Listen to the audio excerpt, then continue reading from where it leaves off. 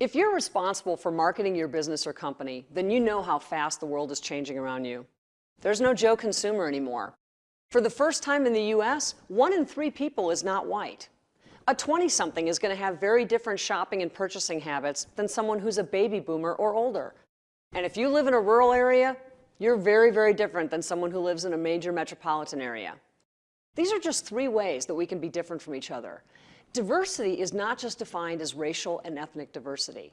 Sure, that's important, but I believe that diversity is any way that you can be different from me, any way that we are different from each other. Men are different from women. There are age and generational differences.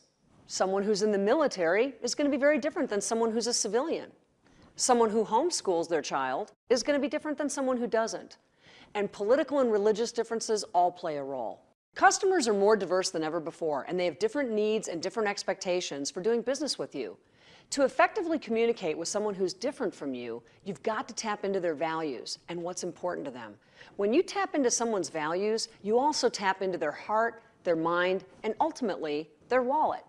Harley-Davidson did this and grew their business by marketing to women. They knew that the #1 barrier for women in buying a motorcycle was, I don't know how to ride. After all, why do I need to buy a motorcycle if I don't know how to ride? So what they did was create a really comfortable, no-pressure environment where women could go and learn how to ride.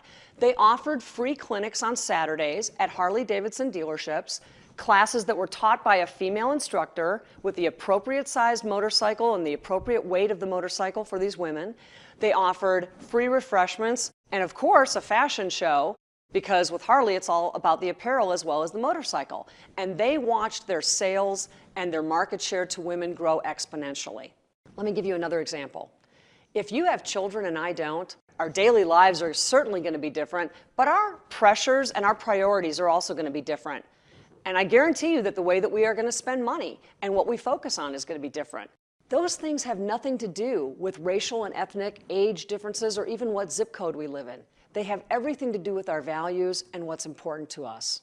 And by identifying what's important to people, what their values are, you can grow your business. That's what I mean by marketing to people not like you. Featured on CNNMoney.com, Sirius XM Radio, Business Week, and CNBC. As a popular speaker to companies of all sizes, how to market to people not like you is Kelly's most requested topic.